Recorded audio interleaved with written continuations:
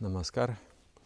This video is about why I'm saying Namaskar. Namaskar is the form of greeting. We greet each other with this gesture. In the Western world, when we greet, we say hello, hi, how are you, how are you doing? And then we also shake the hands. So these are all nice ways to greet each other.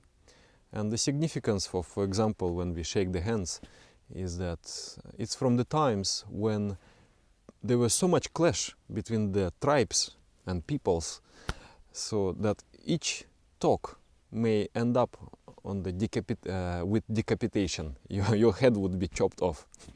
So you want to show your peaceful intentions. You shake the hand. It means in my right hand there is no sword. I am not handling the sword. I'm not wielding the sword. I am shaking your hand. And you also shaking my hand. You are not keeping your sword. In some cultures, where the deceitfulness is practiced more widely, people shake hands like this, with two hands. I have no sword, and I also have no dagger behind my back. So you can be completely calm. You can completely relax. We can talk. You will survive this talk. So this was the way, and now it loses its it is not so relevant anymore, and we need to search for another form of greeting. And also from the viewpoint of spirituality, when you touch a person, you get very much affected by his or her vibration.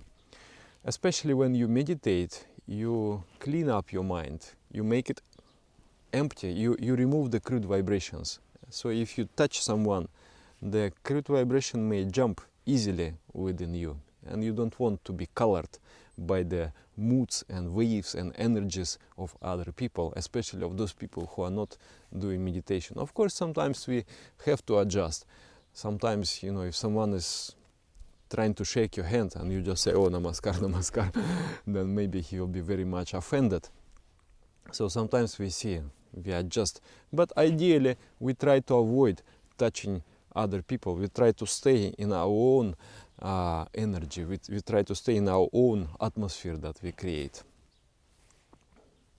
Only in family relations people are allowed to touch, because they become just like one body, one mind, one vibration, one energy. And your energy does not go anywhere. It stays within your house. But with other people, it is encouraged not to touch. Then what is the way? The way is there is one alternative way. It's called namaskar. And you are touching in this gesture. You are touching here, and you are touching here. These are two very important centers. One is Agya chakra, the center controlling the mind, and Anahata chakra, the center controlling the tendermost and sweetest emotions. So, I'm saying namaskar. It means I salute you, I salute thee, with all the perceptiveness, with all the attention, with all the concentration, with all the charm of my mind, and all the kindness, all the tenderness and love of my heart. I salute the Supreme Consciousness within you. Namaskar. There are three ways. In India also you will find Namaskar, Namaste, Namastubhyam. So Namaskar means simply Namah Kara. It means I salute. It does not say whom I salute. But the ideation is that I salute the Supreme Consciousness within you. I will salute Supreme Consciousness within you. Namaste means I salute you. And Namastubhyam also, I salute you. So why choose Namaskar, not Namaste and Namastubhyam? If you look into the deeper meaning of the word Namaha, it is not only greeting. It is not only I salute you. It means also I surrender before you. I lie prostrate before you. I bow to you. This kind of meanings is there. If you look in how this word is used in the mantras in the Sanskrit, So I bow before you, but the philosophy of life of the yogi is that he will bow only before the Supreme Consciousness. He will not bow before any human being. We should not we should not cultivate neither inferiority complex nor superiority complex. I will not look down at anyone, and I will not look up to anyone. Either it is a homeless or president, I will try to see as same. Of course, they are not same. President has a huge responsibility and deserves huge respect from the society. And someone who has degenerated himself, maybe he's alcoholic or something like that, he deserves less respect from the social viewpoint. The form is different, but the essence, you pay respect to the essence and not to the form. Essence, everyone is the same. The essence of each person is that infinite consciousness, that infinite bliss and infinite love. So that's the ideation that I am not bowing before you. I'm trying to perceive the Supreme Consciousness within you, and I bow before that Supreme Consciousness. I make myself humble before that Supreme Consciousness. I look into your eyes and I try to perceive the Supreme within those eyes. So this is the ideation. Whenever you meet people, you will feel that people are coloring you. They are affecting your state of mind. The vibrations of the people are transmitted to you. So the Namaskar is the entire philosophy. Is not to become affected by those vibrations, by those moods of the people, by those energies of the people, but try to stay in touch not with the person, but with the divine within himself. And then our mind will stay constantly elevated. How much we are advanced in this practice is another matter, but we are trying, constantly we are trying. So first of all, you are not affected so much by the vibration of that person because you are seeing the divine within him. And then also, you yourself, prepare yourself. I am saying Namaskar to you. I make myself humble before this Supreme Consciousness. I am prepared to give you full attention, my full love, my everything. So this is the power of this greeting. And apart from that, I thought it is just a symbolic thing that, okay, you touch here and you touch here, it signifies this and signifies that. But then later, about 10 years ago, I was doing Namaskar. But one day, I did Namaskar and I felt something. I can describe it as a flow. I felt the flow of energy in this center and this center. My mind opened, my heart opened. And then I thought, wow, this gesture has a power. It's not only symbolic, it is also biopsychological. It affects the body and mind. Actually, there is one practice. It's called Pitri Jagya. It is done after the bath. You face the sun. You can face the light, but especially beneficial if you, while still, the body is covered with water, the drops of water on the body, on the skin.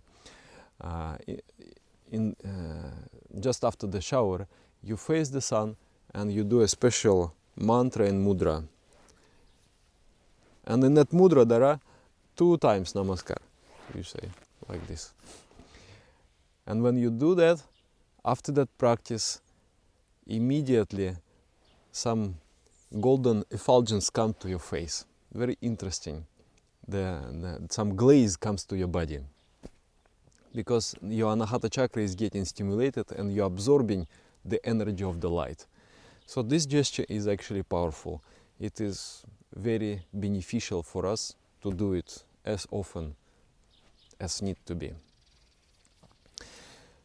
Apart from Namaskar, there is this Namaste and Namastubhyam. And in India they use it indiscriminately. They say Namaskar, they say Namaste.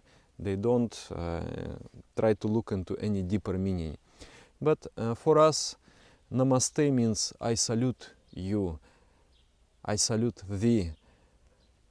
Namastubhyam also, I salute you.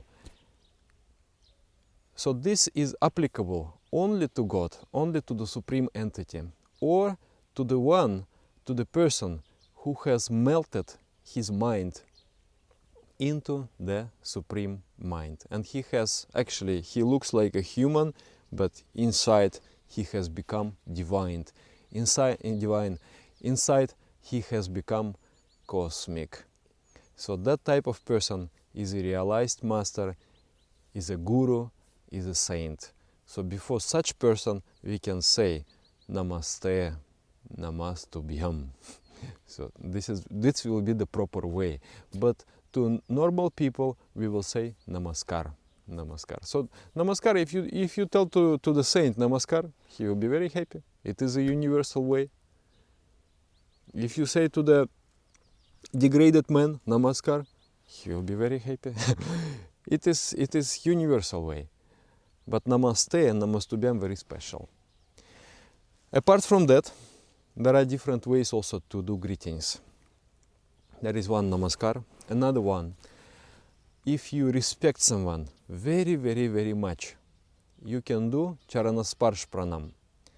It means, Charanasparsh means touching the feet. It is believed that feet is the lowest part of the body, so all the heaviest vibrations, all the sins are there in the feet.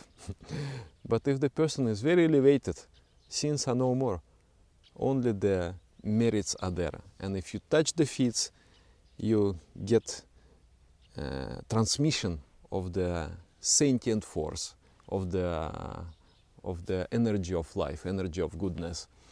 And then you express your respect in such a way that I respect you so much that even your feet I don't mind to touch. But that can be done only if you have a genuine respect for that person. Let's say you touch the feet thinking that, I want to show my loyalty. He is a great man, he is a powerful man, let me touch his feet. He will feel that, oh, this is my man. I will, protect him, I will promote him. So if this is intention, and then internally you despise that person, you think, oh, he has so many defects, he has so many demerits, and same time you still touch the feet because of his social position, social power, then those demerits, because you are thinking about them, you are concentrating on those demerits, you are not protected from those demerits. If you touch, you will get some of those demerits into your own personality. And then also your inferiority complex. You feel that somebody is higher, I am lower. You look at someone up, at someone you look down. The mind becomes, reaches the imbalanced state. So should not do. Give Namaskar, that is good enough. I remember one friend of mine, he said, I don't worry so much about this Charanasparsh Pranam. The one who deserves this greeting, if I don't do, he will not mind. But if he minds, he does not deserve. And then I thought this is very logical. But if you respect someone very, very much, if you really see the divinity in that person, and if you touch, I remember one time I was in India and there were so many senior teachers meditating for 30, 40 years. And one day I just did Charanasparsh Pranam. I touched the feet. When I touched the feet, I felt some angle changed in my mind. Some angle of viewing the world changed. Some very, very subtle opening up happened in my mind. And I just understood something. Then I realized that this man was doing sadhana, going through different trials and tribulations, going through different tests. He has earned some wisdom by his labor. Now I touched his feet, and for free I got also some wisdom. That inspired me very much. I thought, wow. And then later on, I spoke with my good friend, and I consider him to be also my teacher. And he told me, spirituality moves through the power of blessing. if you get blessed by powerful soul, your welfare in the spiritual world opens up. You will progress in the spiritual world. Likewise, if you somehow, it is difficult, but if you somehow make the spiritual person angry at you, if he really dislikes you somehow, then there is a huge impediment, there is a huge obstacle on the path of your progress. So don't make these people upset. Try to make them happy. Of course, if you are spiritually elevated, you will love everybody. You will not despise, you will not hate anybody. But still, it's better not to try to make them angry. And then he told me, you know, when you touch feet, when you do Charanasparsha Pranam, whatever your relations might be, but at that moment is such a gesture of humility.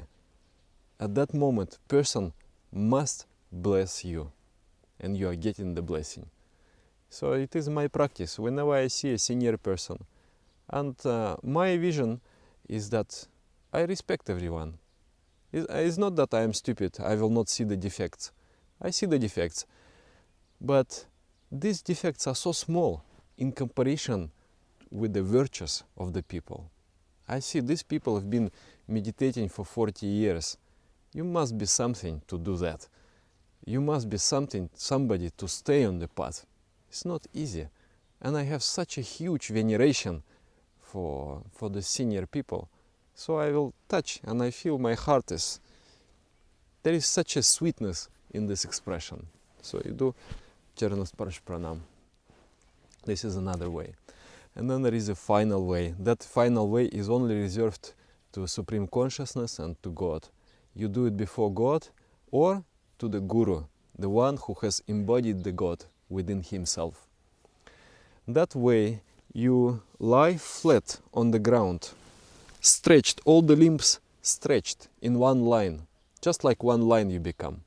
That symbolizes you are like an arrow, you have been shooted in one direction, you are flying like an arrow towards the Supreme. You are completely simple, you have surrendered everything, you don't look in other direction, you only move towards God, and you completely entrusted yourself to God. It's a powerful gesture. Sometimes when I don't know, I need knowledge, but I don't have. I do this Sashtang Pranam. I lie flat on the ground, thinking, oh God, let me become the tool of your love. Let me become the tool of your wisdom. Let me express you through me. And then sometime it happened that suddenly I need to speak before 100 people or 200 people. And naturally you worry a bit. And especially when your mind is empty, you don't know what to say. It looks very silly. You have come there on the stage, but what to say? So I do this gesture. And while doing that gesture, some flashes of consciousness happens to me. I just dun, this. And then I start to speak. It flows very harmoniously. And then there are many people, they say, you know, you have answered my questions. You know, you have answered my questions. That's the beautiful cosmic synergy. That is how it works. But you have to surrender to him. If you keep yourself as you, as ego, then he cannot give you knowledge because you are not accepting. You are blocking it. But when you have done this, then he can fill you up. You empty yourself and he will fill you up. This is the idea. Whenever I feel powerless, I have exhausted my strengths, I have no energy, no inspiration, do Sashtang Pranam, then I feel, if you want me to do your work, if you want me to be your tool, then I am here. Otherwise, I will remain here. And then some energy comes, inspiration comes, and then you go on moving. So this is also very, very important gesture. At least few times a day we should do. At least few times a day we should establish this relationship. Oh Supreme Entity, I am yours. You are the essence of my heart. You are me. I am you. You are within me. And all my crude, all my superficial portions I surrender before you. You become the boss. I will be your tool. I will be your media to perform whatever you desire. So this is the ideation. So I thought I will record very short video, but it has become long. There are a few ways. Namaskar can be done for everybody. Namaste to Guru, Namastubhyam to Guru, to God. These are the ways. And then you do Namaskar like this. You do Namaskar, touch the feet, and you do just lying flat on the ground. These are the 3 ways. And the Western way, though the idea is very good, it is from the spiritual point of view is not ideal because you are getting the vibrations of other people. Thank you very much. Now I will say Namaskar to you with all the perceptiveness, attention, concentration of my mind, with all the sweetness of my heart. I salute the Supreme Entity within you. I bow before that Supreme. Namaskar.